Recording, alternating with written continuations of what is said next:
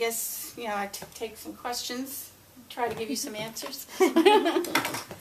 Give us a little background on the both the Lowe and the Treadwell stories. I think we know some pieces of it, but why don't you just give us, and also why you were attracted to them. Well, originally in When Two Women Died, it's the story of the Marblehead legend of the Screeching Woman, which is the English woman who was taken to the shore in 1690 and murdered there by pirates. And apparently the townspeople heard her screaming on the anniversary of her death for, well, they still have heard her. In about 2010, a couple heard her who lived down there. Where's there? Down in Lover's Cove, which is right that cove below Fort Sewell, which at that time actually backed up to a swamp. That whole area was a swampland. It went further back, so that even the shore may have been further back than we know it now. And the 1991 murder of Martha Brailsford, which happened out on the water. She went sailing with her neighbor and he killed her. I was very drawn to those two stories, always.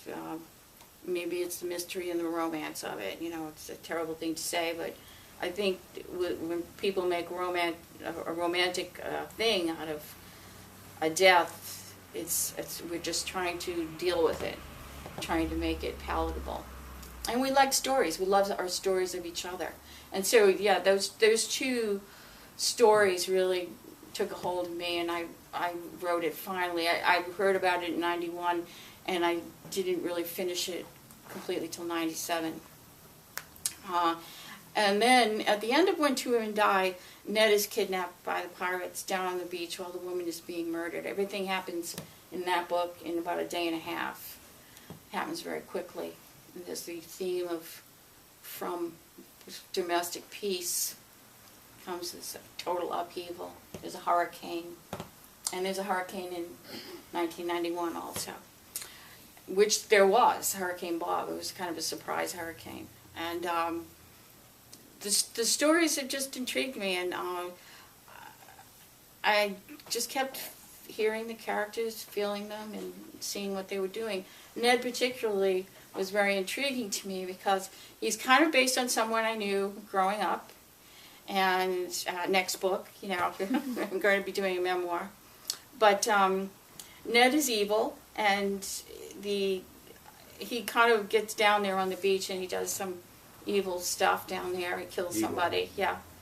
Well, for lack of a better word, I don't want to get into semantics of good and evil, but he has his good points too. But he's strong, he's clever, you know. But he is an opportunist, and he'll do about anything. And in Dreamwater, when he gets kidnapped by pirates, I started to research pirates, found out how incredibly violent they really were. Are. No. Well, I mean, are because there are pirates today. Not anywhere near what I've discovered they used to be. They rivaled the Inquisition. Very heavy torture. And for fun. For fun. Much more than you would ever see in our prisons, too. Really heavy stuff. Or maybe I should say you would see it in our prisons. Really heavy. And very, very shocking. Everything that's in Dreamwater is documented, and you know, we have documentation of it from people's letters about what they experienced at the hands of different pirates, including Marblehead's own Philip Ashton, who was kidnapped by the real Ned Lowe. He got himself marooned to get away from Ned Lowe because he said that he would just smile at you, but he would still torture you. And at the same time, he was capable of crying over the little girl that he had to leave behind. So he was a very complex character, and he really intrigued me, and I just really had to go with it. Yes? I really liked your portraying of, I think, one of the characters, I still remember your phrase, the filthy man. And I really got a sense that how evil he was, and yet you weren't so graphic it was very nicely and skillfully suggested throughout. Thank And you. I thought that was really expertly done. The question I had was, what is the relationship in chronology between the 1692 Jamaica story and the more modern story that's taking place in the 1995, I think it was. What is Right. that? Well, the title is Dreamwater, and it does, along with the quote, it means that you have to find a way to fulfill your dreams, and they're never quite what you expect. Mhm. And so Peter is in 1995 is trying to come to terms with Beth's death and trying to get his life together, and it's really not easy. There are other characters too. One of her friends, Jo Simmons, has got a new business and a new husband, but she's being stalked by someone who she thinks is the murderer, Beth's murderer. So she can't enjoy her life.